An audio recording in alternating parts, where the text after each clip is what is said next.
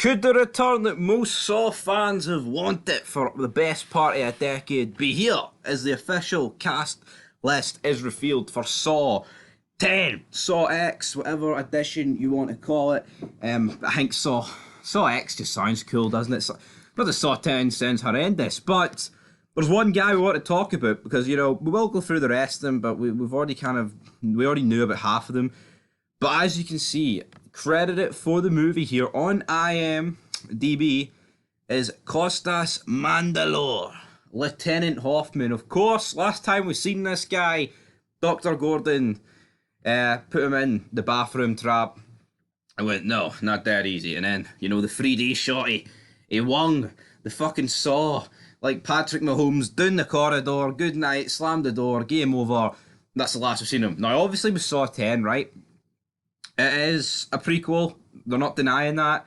We knew this. If you checked the video about a week ago, it's set in between Saw 1 and Saw 2. I believe it's 3 weeks after Saw 1, which makes sense because if you remember Saw 2, John Kramer, Jigsaw, he wasn't exactly in the best of shape. He could get about, but he was on like a drip. If you remember when he has the whole, showdown with Lieutenant, was it Detective Matthews? Detective Matthews, and he's throwing him about. He's like, you ain't gonna break me, and then he just snaps his finger. And Big John broke all right, but it was all part of his master plan. So you couldn't exactly do it in between like Saw 2 and 3 this because like he's actually moving about. He's actually going to Mexico.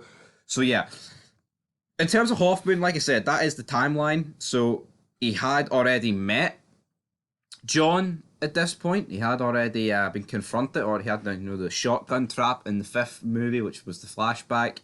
Of course, Amanda Young is obviously in this. We've seen her in the trailers, we've seen photos. So for me, it would make sense for Hoffman to be in this, but they haven't showcased Hoffman, which says to me that it could be a surprise, like ending.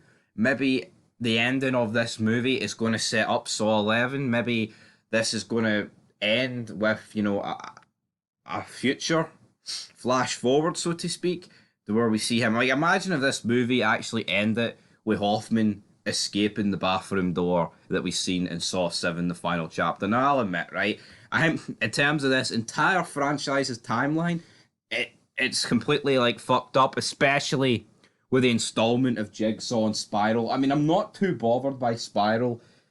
Even though Spiral's got nothing to do with it, it's just a copycat killer, and for me, I can deal with that.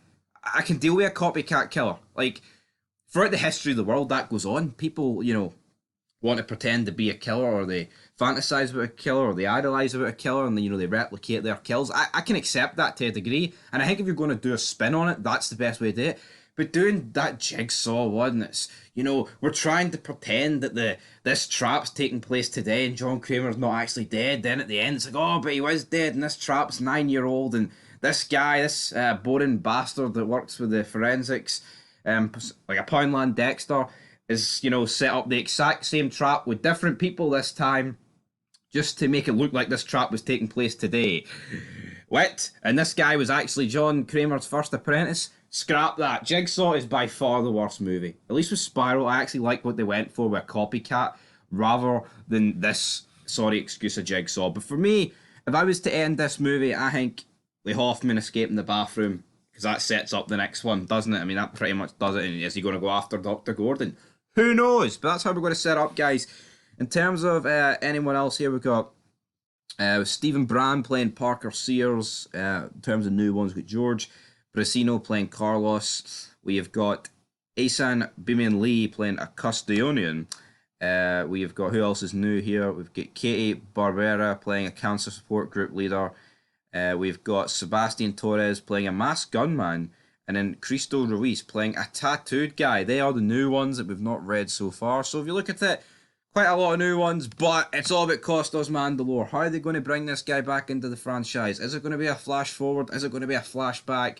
Or could his name simply get mentioned? Or could it just be the montages? We know Saw loves montages, so maybe it's going to be as simple as just we see his face in a montage, or like, a police report or something.